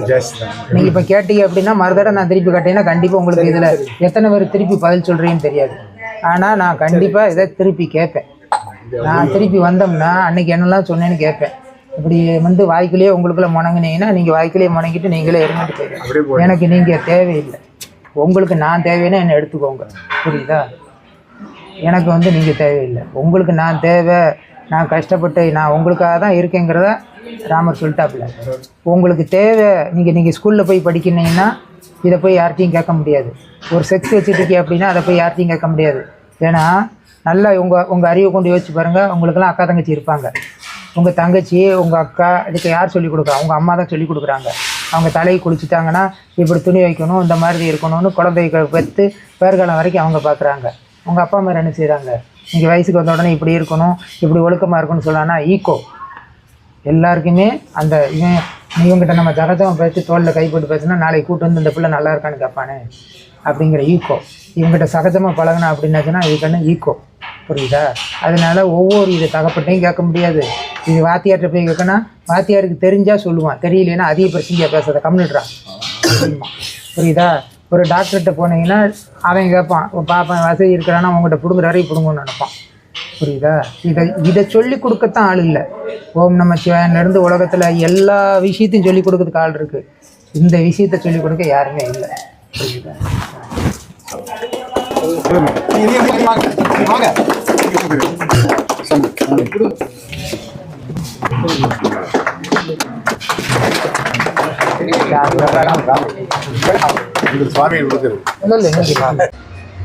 என் பேர் பாலசுப்ரமணியம், பாலுன்னு சொல்லுவாங்க. நான் சென்னையில் இருக்கேன். நான் வந்த உடனே உள்ளே வந்துட்டு அவரை சொல்லும்பொழுதே சில விஷயம்லாம் கவனித்தேன். ஒரு 2 ஏக்கராவில் கபடிக்காக மட்டும் ஒரு இடம் அப்படி இருக்கிறது தமிழ்நாட்டிலேயே நான் பார்த்ததில்லை. ஒரு 2 ஏக்கராவில் கபடியை ஒரு பெரிய தியானமாக இங்கே பண்ணிகிட்ருக்கீங்க, தவமாக பண்ணிகிட்ருக்கீங்க, நிறைய சாதனை பண்ணியிருக்கீங்க. அதெல்லாம் கேள்விப்பட்டு மலைச்சு போச்சு. இது உள்ளே பார்த்த உடனே இன்னும் எனக்கு அதிகமாக பெரிய மலைப்பு ஏற்பட்டது. அப்பா! ஆனால் எல்லாத்துக்கும் எது காரணமாக இருந்திருக்கு? இவ்வளோ பெரிய சாதனை, இவ்வளோ பெரிய விஷயத்துக்கு எது காரணமாக இருந்திருக்கு?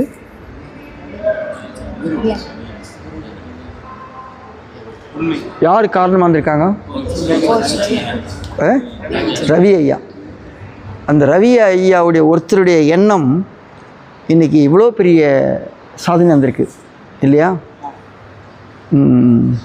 எனக்கு ரவி ஐயா பற்றி தெரியாது. யாராவது ஒரு ஆளுக்கு ஒன்றுன்னு சொல்லுங்களேன், அவரை பற்றி நான் தெரிஞ்சுக்கிறேன். ரவி ஐயா பற்றி ஆளுக்கு ஒரு விஷயம் சொல்லுங்கள். அவரை பற்றி நீங்கள் யார் ஒருத்தர் சொன்னதை திருப்பி சொல்லக்கூடாது. உங்களுடைய பார்வையில் ரவி ஐயாவை என்னான்னு பார்க்குறீங்க நீங்கள்? ஆளுக்கு ஒன்று சொல்லுங்கள், நான் தெரிஞ்சுக்கிறேன் அது மூலமாக.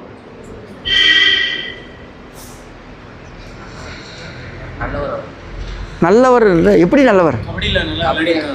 கபடியில் அவர் கபடி வீரர்.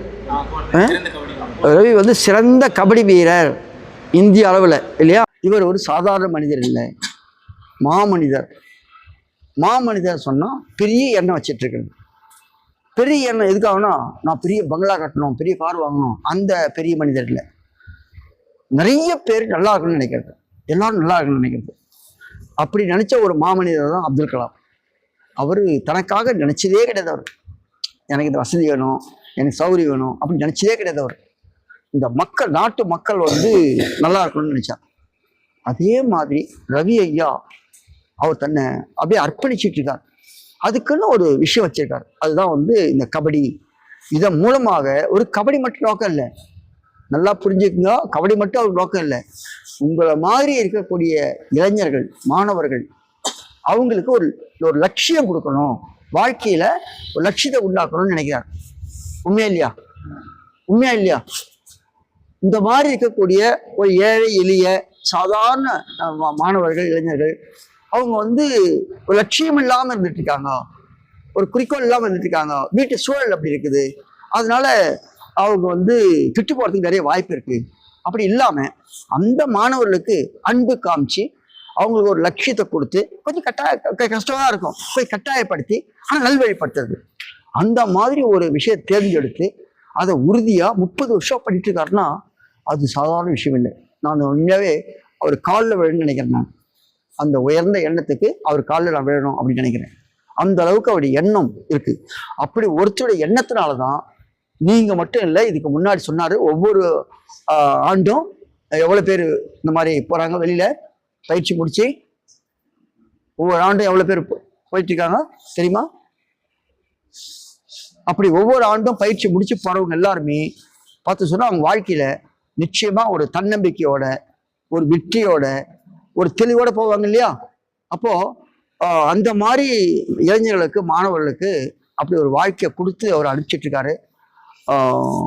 அதனால அந்த மாதிரி ஒரு பெரிய மனசு அவருக்கு இருக்கிறத நான் பார்க்குறோம். அப்படிப்பட்ட இடத்துல இந்த இடத்துல பார்த்தா இவ்வளவு வெற்றிகள், வெற்றி கோப்பைகள், இதெல்லாம் அவருடைய வாழ்க்கையுடைய வெற்றி கோப்பைகள். அதெல்லாம் உங்களை மாதிரி இதுக்கு முன்னாடி இருந்தவங்கலாம் வாங்கி கொடுத்தது. அதெல்லாம் அவங்களுடைய பேர் சொல்லிட்டு இருக்கிறதுக்கு. இப்போ இதுக்கு பின்னாடி ரவி ஐயாவுக்கு மிகப்பெரிய ஒரு எதிர்பார்ப்பு இருக்கு, மிகப்பெரிய எதிர்பார்ப்பு. அந்த எதிர்பார்ப்பு எல்லாமே உங்களை பற்றி தான். அவருடைய எதிர்பார்ப்பு எல்லாமே உங்களை பற்றி தான். நான் ஆரம்பத்தில் கேள்வி கேட்டேன், உங்களை பார்த்து சந்தோஷப்பட்ட அந்த ஒரு அனுபவத்தை சொல்றதுன்னு சொன்னேன். 2-3 பேர் தான் சொன்னீங்க, மற்றவங்களாம் சொல்ல. ஆனால் என்னத்து அவருக்கு நீங்க கொடுக்குற பரிசு அல்லது காணிக்கை என்னவா இருக்கு தெரியுமா? அவருக்கு இவ்வளவு தூரம் அவர் பண்றாரு, இதுக்கு திருப்பி அவர் நன்றி எப்படி சொல்ல போறோம் நம்ம? அதுக்கு என்ன, எப்படி நன்றி சொல்றது? அவர் என்ன விரும்புறாரோ அதை செய்து அவர் மனசுல நான் வந்து நம்ம ஒவ்வொருத்தரையும் பார்க்கும் போதும் எப்படி என்ன சுடர், சிவசுடர் எப்படி நல்ல அவர் பாராட்டு பெற்றாரோ, நீங்க ஒவ்வொருத்தரும் அது மாதிரி பாராட்டுறாங்க. ஒவ்வொருத்தரும் அது மட்டும்தான் உங்களுக்காக அவர் செய்த இந்த தியாகம் இருக்கே, இந்த எண்ணம் இருக்கே, அதுக்கு நீங்க திருப்பி செலுத்துற ஒரு பெரிய நன்றிக்காரன் எதுவா இருக்குன்னு சொன்னா, நீங்க ஒவ்வொருத்தரும் அவருடைய மனசுல இடம் பிடிக்கணும், தனியே இடம் பிடிக்கணும். சிவசுடர் அன்னைக்கு இடம் பிடிச்ச மாதிரி, அப்புறம் உங்க பேர்ல சொன்னீங்க, யார் இது சொன்னது? அர்ஜுனன் இடம் பிடிச்ச மாதிரி நீங்க இந்த மாதிரி ஒவ்வொருத்தருமே சாதிக்கணும். ஒவ்வொருத்தரும் மனசுல இடம் பிடிக்கணும். அவர் மனசுல இடம் பிடிக்கிறேன்னா அதுதான் அவருக்கு சந்தோஷம் கொடுக்கும். இந்த பையன் இந்த மாதிரி சாதிச்சிருக்கான். வெறும் விளையாட்டுல மட்டும் இல்லை, வெறும் விளையாட்டுல மட்டும் இல்லை, மற்ற சொன்னீங்களே அற்புதமான அனுபவம். இது சிவசுடர் சொன்ன அற்புத அனுபவம், ரொம்ப நல்ல அனுபவம். அந்த அனுபவம் பாருங்க, அதை கண்டு பாராட்டியிருக்காரு அவர். அந்த ஒரு சாதாரண விஷயம் அதை கேட்ட உடனே அதுக்காக அவர் பாராட்டியிருக்காரு. அப்ப அது மாதிரி நம்ம ஒவ்வொருத்தருமே அதுல என்ன நடந்தது அப்படின்னு சொன்னா, சிவசுடர் வந்து பொறுப்பு, இந்த நேரத்துல இயல்பா நல்ல மனசை வெளிப்படுத்திருக்காரு. அவர் சாப்பிடலையா வீட்டுல, மாறாக வாங்க எங்க வீட்டுக்கு அப்படியே வீட்டுக்கு கூட்டு போயிட்டு சாப்பிட வச்சிருக்காரு. இது வந்து கொஞ்சம் பொறுப்புணர்வு, சாதாரண நிலையை விட கொஞ்சம் அதிகமான பொறுப்புணர்வு. நம்ம எல்லாருமே அது மாதிரி கொஞ்சம் அதிக பொறுப்புணர்வோடு இருந்தோம்னா, அதை அழகா செய்தோம்னா, அப்ப என்ன ஆகும்னா, அவருக்கு உங்களை பத்தி யார் செய்றீங்களோ திருப்தி வரும் அப்படின்றத நம்ம புரிஞ்சுக்கணும். அதுக்கு ஒரு வழிகள் இருக்கு. ஒருவேளை இங்க ஆல்ரெடி இருக்கான்னு தெரியல. இந்த இத்தனை பேர் இருக்கீங்க, இவ்வளோ பெரிய வளாகம் இருக்கு, இவ்வளோ பெரிய இடம் இருக்கு. இந்த இடம் வந்து தூய்மையா இருக்கணும். அப்புறம் வந்து இந்த இடத்துல சில வசதி வாய்ப்புகள்லாம் நமக்கு வரணும். இதுதான் நல்லா இருக்கும். இந்த இடம் இப்படி இருக்கிறதுக்கு அல்லது இங்க இருக்க ஆக்டிவிட்டிஸ், அதுக்கு இங்க யாருக்காவது ஏதாவது ரெஸ்பான்சிபிலிட்டி தனியா இருக்கா, பொறுப்பு இருக்கா? இங்க இவ்வளவு பேர் தங்கியிருக்கீங்க, இவ்வளவு வேலை பண்றீங்க, எல்லாம் இருக்கு.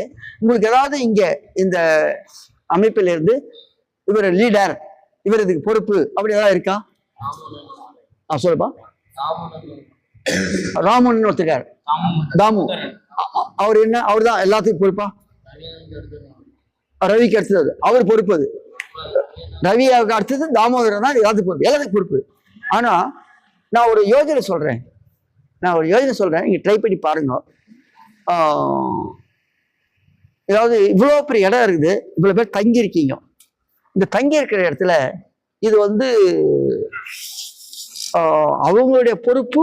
இவ்வளோ பெரிய இடம் வந்து உங்களுக்கு நேரத்தை கொடுத்து பயிற்சிலாம் கொடுத்து சாப்பாடு பற்றி எல்லாம் அவங்க பண்றாங்க. ஆனா நாம இங்க தங்கியிருக்கோம். நம்ம தங்கி இருக்க இடத்த ஒன்று பக்கா தூய்மையா வச்சுக்கிறது. நம்ம எல்லாரும் நினைச்சா தூய்மையா வச்சுக்க முடியுது. அப்போ ஒண்ணு இந்த வளாகத்தை தூய்மையா வச்சுக்கிறது. நாம தங்கி இருக்க இடம் அங்க வந்து நம்முடைய புத்தகங்கள் இருக்கு, துணிகள் இருக்கு, பாய்கள் இருக்கு, தலைக்காணி இதெல்லாம் இருக்கு இல்லையா? இது எல்லாமே ஒரு நாம பார்த்தேன் எல்லாம் வந்து அப்படியே கிடக்குது எல்லாமே. அப்போ அப்படி இல்லாம எல்லாத்துக்கும் ஒரு சிஸ்டமேட்டிக்கா இருக்குது. அப்படி எல்லாம் ஒழுங்கா துணிகள்லாம் மடிச்சு வச்சிருக்கு, கண்ட இடத்துல கண்டது இல்லை, தூய்மையா இருக்கு. குப்பை எது எங்கேயுமே குப்பை கிடையாது. இந்த மாதிரி தூய்மையா இருந்ததுன்னா, ஒரு சிஸ்டமேட்டிக்கா இருந்ததுன்னா, அவங்கவுங்களுக்கு ஒரு இடம் அப்படி இருந்ததுன்னா, அப்போ எப்படி இருக்கும் நமக்கு டெய்லி நம்முடைய நம்ம மனசு எப்படி இருக்கும்? அப்போ காந்தம் இருக்கு இல்லையா, மேக்னெட்டு இன்னொரு இரும்பு இருக்கும், ஒரு சாவி இருக்கு, அதுல மேக்னெட் இருக்கானா இல்லை, ஒரு இரும்பு கம்பி கிடையாது, மேக்னெட் இருக்கானா இல்லை. ஆனால் இந்த மேக்னெட்டை கிட்ட கொண்டு போனா அது என்ன ஆகுது? அது இது கூட பிடிச்சிக்குது. அதுக்கப்புறம் இன்னொரு இரும்பு இருக்குது, இந்த சாவி அந்த சாவியை வந்து பிடிக்காது, பக்கத்தில் வச்சா கூட ஒன்றும் ஆகாது. ஆனால் அந்த மேக்னெட்டை கொண்டு போய் சாவியில் வச்சுட்ட உடனே இப்போ அந்த சாவி கொண்டு போனா அந்த சாவி என்ன ஆகும்? மேக்னெட்டு சாவி பிடிச்சிக்கும். தனியா இருக்கும்போது சாவி பிடிக்கல, இந்த மேக்னெட்டோட சேர்ந்த சாவி பிடிச்சது இல்லைன்னு ஒன்று உண்மையா இல்லையா? அப்போ இந்த மேக்னெட் கூட இருந்தா அந்த இரும்புக்கு கூட என்ன வந்துடுது? அந்த சக்தி வந்துடுது, மேக்னெட் சக்தி. அந்த மேக்னெட் கூட இருக்கிறதுனால வந்துருது. அந்த மாதிரி உங்கள மேக்னெட் வந்திருக்கு, உண்மையா இல்லையா? அவர்ல வந்திருக்கா இல்லையா? அது மட்டும் இல்லை, அவர் என்ன நினைக்கிறாரோ நீங்க அவர் மனசு புண்படாதது மட்டும் இல்லை, சந்தோஷப்படுற மாதிரி இங்க இருக்க யாராவது ஏதாவது பண்ணியிருக்கீங்களா? ஐயா வந்து உங்களை பார்த்து சந்தோஷப்பட்டார் ஒரு நாள். அந்த மாதிரி யாரையாவது இங்க யார் இருக்கீங்க சொல்ல முடியுமா? உங்களை பார்த்து ஐயா ரொம்ப சந்தோஷப்பட்டார், அப்படி உங்க அனுபவம் சொல்லுங்களேன். உங்க பேரை சொல்லி உங்களை பார்த்து சந்தோஷப்பட்டார் ஒரு நாள், அப்படி அனுபவம் சில பேர் சொல்லுங்களேன். டிஸ்கஸ் பண்ண வேணாம், சொல்லுங்க. உங்களுக்கு தெரியும் இல்லையா? உங்க எல்லாரும் தெரியல ஐயாவுக்கு? தனித்தனியா தெரியல? தெரியும் தெரியாதா? எல்லாரும் தெரியுமா? உங்க எல்லாரும் தெரியும். அப்படி இருக்கும்போது உங்களை தனியா உங்களை பார்த்து உங்க தோல் மேல கை போட்டோ இல்லை உங்க பேரை சொல்லியோ உங்களை பார்த்து சந்தோஷப்பட்டார், அப்படி ஏதாவது சந்தோஷப்பட்டார் அனுபவம் ஏதாவது சொல்லுங்களேன் யாராவது. ஒரு நாள் நீங்க சொன்னீங்களா? சொல்லுங்கன்ற அது எப்ப சொல்லிதான் சரி, எதுக்காக சொல்லிதான் சரி தான். உங்களை பேரை சொல்லி சந்தோஷப்பட்டார் அவரு. சொல்லிட்டு சொல்லுப்பா. இது பொதுவா நான் கேட்கல, குறிப்பா உங்க பேரை சொல்லி ஒரு நாள் உங்களை பாராட்டினாரு, சந்தோஷப்பட்டாரு, அந்த மாதிரி அனுபவம் இங்க யாருக்கு இருக்கு? தம்பி தம்பி கடைசியா என்ன பண்றப்பா? நான் இப்பதான் உங்களை பத்தி நல்ல மாதிரி சொல்லிட்டு இருக்கேன், பேசிட்டு இருக்கீங்களே. கவனிங்க, நீ கவனிங்க. யாரை பார்த்து அப்படி சந்தோஷப்பட்டார் இங்க இருக்கவங்கள? ஒரு நாள் உங்க பேரை சொல்லி அல்லது உங்க தோள் மேல கையை போட்டு உங்களுக்கு தட்டி கொடுத்து தனிப்பட்ட மட்டும் உங்க பேரை சொல்லி சந்தோஷப்படுத்தின அந்த காட்சி, அந்த நாள் யாரு? வெரி குட், சொல்லுப்பா. தம்பி கவனிப்பா. எல்லாருக்குமே ஒரே ரூல்ஸ் தான், இப்படிதான் விளையாடணும், இதுல யாருக்கு இப்படி வர்றா அப்படின்னு பார்க்கறது ஒரு போட்டி. அப்படி இருக்கிறப்ப எல்லாரும் ஒருத்தவங்களுக்கு சொல்லி வெற்றி எடுத்ததுல நான் வந்து இவ்வளவு நாள் இந்த பையன் வந்து ரொம்ப மட்டமா தான் விளையாடி இருந்தான். இன்னைக்கு பாத்தியா நாள் போக அவனும் நல்லா விளையாட ஆரம்பிச்சுட்டான். நேர சொல்லி எல்லாத்தையும் கிளாப் பண்ணி. வெரி குட், கை தட்டலாம். அந்த மாதிரி வேற யாராவது விளையாட்டுக்கு மட்டும் இல்லை, எதுக்கோ உங்களை பார்த்து சந்தோஷப்பட்டிருக்க ஐயா. அப்படி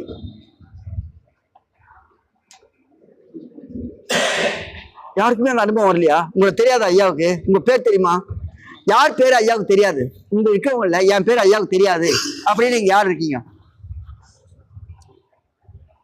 உன் பேர் தெரியாது ஐயாவுக்கு? உங்க பேர் தெரியாது? தெரியுமான்னு தெரியாது. தெரியுமா? தெரியாது. தெரியாது. எவ்வளவு நாளா இருக்கீங்க இங்க? 2வது வருஷம் இருக்கீங்க. ஆனா உங்க பேர் ஐயாவுக்கு தெரியாது. உங்க பேர் தெரியாதா? எவ்வளோ கொடுத்தாரு? பாராட்டாச்சுப்பா, சந்தோஷப்பட்டாங்க கொடுத்தாரு உங்களுக்கு. உங்க பேர் என்ன? அர்ஜுனன். போய் கவனிங்கப்பா, பேசுறது கவனிங்க, வெறும் கை தட்டுறது மட்டும் போதாது. நல்லா விளையாடுறதுக்காக 200 ரூபா கொடுத்தாரு. சரி, ப்ராக்டிஸில் ரைட்டோ. வேற இல்ல, வெறும் விளையாடுறதுக்காக மட்டும் இல்லாம வேற எதுக்காவது உங்களை பாராட்டி இருக்காரா? அப்படி யாராவது இருக்கீங்களா? சொல்லுங்க தம்பி, கவனிப்பாங்க, கவனிங்களேன் என்ன சொல்றாரு, கவனிங்க.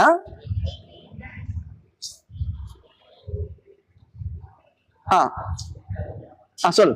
வெளியூர்ல இருந்து இங்க கேம்ப் அட்டெண்ட் பண்ணி இங்க விளையாடிட்டு ஒரு அண்ணன் ஒரு நாள் என்ன கொஞ்சம் பழக்கம் தான், ஆனா ரொம்ப எல்லாம் தெரியாது.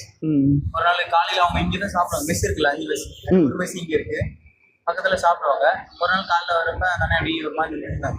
ஏன்னா எப்படி நிக்கிறீங்க அப்படின்னு கேட்டேன். இது எப்படி காலைல சாப்பிடல? அப்படியானா ஏன் சாப்பிடல? இல்லை அங்க நிக்க லேட் ஆயிடுச்சு இல்லைன்ட்டாங்க. அப்போ எங்க வீட்டுல அன்னைக்கு கொஞ்சம் தோசை எல்லாம் போட்டிருந்தாங்க. அப்போ வாங்கினேன் எங்க வீட்டுக்கு, நான் சாப்பிட தரேன் அப்படின்னு. ஏன்னா வேண்டாம், வாங்க ஒன்றும் பிரச்சனை இல்லை, கூப்பிட்டு போய் வாங்கி கொடுத்தா அவங்களும் சாப்பிட்டாங்க. நன்றிடா கிளம்பிட்டேன். அப்புறம் ஒரு நாள் இதே மாதிரி நீங்க இந்த பேசுறீங்களா, இதே மாதிரி ரவியனை உட்கார வச்சு ஒருத்தவங்க பேசுவாங்க. அப்படி பேசுறப்ப ஒருத்தவங்களுக்கு யார்யார்ட்ட நல்ல குணம் இருக்கு அப்படி பேசுறப்ப நான் அதை எதிர்பார்க்கல. அந்த நேரம் இருந்துட்டு இந்த பையன் எனக்கு ஒரு நாள் அந்த மாதிரி பண்ணலாம் அப்படி சொல்லி சொன்னாங்க. இப்போ என்னைய எழுப்பி விட்டு கிளா பண்ணாங்க. இது ஒரு நல்ல குணம் உங்களுக்கு இருக்கிறது ரொம்ப நல்லது, எல்லாருக்கும் இந்த மாதிரி இருக்கணும். எக்ஸலண்ட். உன் பேர் என்ன சொன்னேன்? சிவசுந்தர். சிவசுந்தர் சுடர். சிவசுந்தர். சிவசுந்தர்.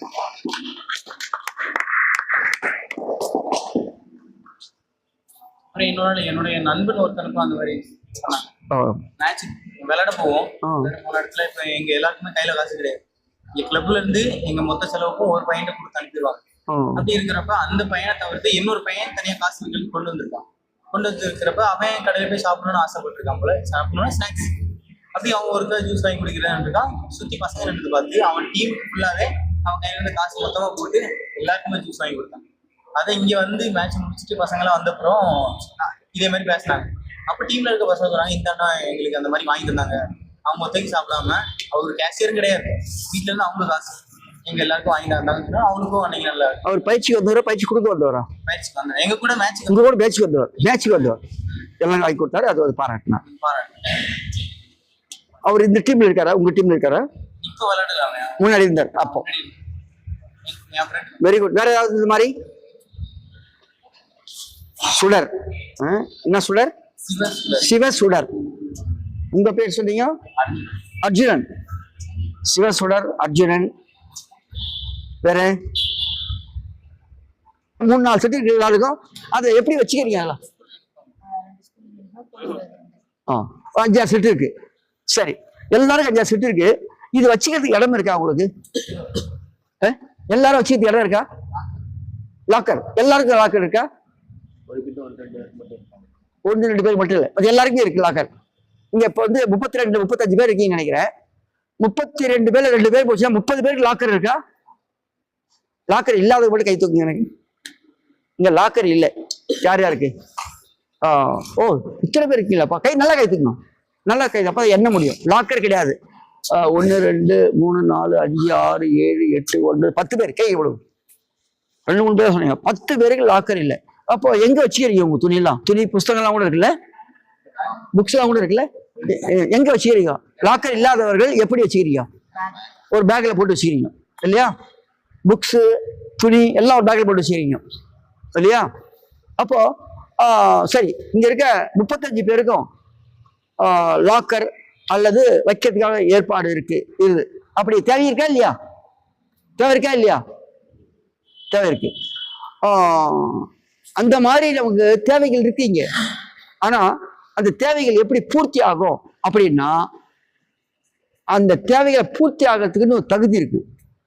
அந்த தகுதியை நம்ம கொடுத்தோம்னா தானாகவே பூர்த்தி ஆகும், தானே நடக்கும். அது இங்க அந்த தகுதி ஐயா சைட்லேருந்து என்ன இங்க தேவையோ அதெல்லாம் ஐயாவுடைய எண்ணத்துக்கு தகுந்த மாதிரி இங்க பூர்த்தி ஆயிடுது.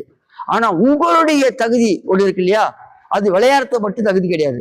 அதுக்கு மேல இவரை சொல்ற சுடர் சொல்ற மாதிரி, சிவசுடர் சொல்ற மாதிரி உள்ளக்குள்ள நல்ல எண்ணங்கள் அது உள்ள இருக்குது. நல்ல எண்ணம் அது இல்லை, டெய்லி வெளிப்படணும், எல்லா நேரமும் அது வெளிப்படணும். அப்ப அது மாதிரி வெளிப்படும் போதுதான் நாம நல்லவனாக உயர முடியும். நல்லது மேல வர வர கெட்டது இல்லாம போகும், கெட்டது கிட்ட வராது. நல்லது மேல வந்ததுன்னா கெட்டது கீழே கிட்ட வராது. அப்போ இதெல்லாம் உங்களுக்கு கிடைக்கும். உங்க சௌகரியமா இங்க மேக்சிமம் சௌகரியமா இருக்க முடியும். இப்போ சாப்பாடு இன்னையிலேருந்து இங்க சாப்பாடு உங்களுக்கு நினைக்கிறேன் இல்லையா? சாப்பாடு நீ காலைல சாப்பிட்டீங்க, தொடர்ந்து இனிமேல் உங்களுக்கு இருக்க போகுதுன்னு நினைக்கிறீங்க. இது நல்லதா? நேற்று வரைக்கும் சாப்பிட்றீங்களா? அது நல்லதா? இதான் நல்லது. பாருங்க, இப்போ வந்துருச்சு இல்லையா? இவ்வளோ நாள் இல்லாம இருந்தது, இப்போ வந்துருச்சு இல்லையா இந்த இடத்துல சாப்பிட்ற மாதிரி. இது மட்டும் இல்லை, இன்னும் நல்லா கூட வரதுக்கு வாய்ப்பு இருக்குது. இப்போ ஒரு அளவுக்கு இருக்கு, இன்னும் நல்லா வர வாய்ப்பு இருக்கு. அது அப்ப காரணம் பண்ணா உங்களுக்கு ஏதோ தகுதி இருக்கு அப்படின்னு அர்த்தம். ஆனா இன்னும் எல்லா வசதிகளும் அடைந்து நீங்க இன்னும் நல்லா இருக்கணும்.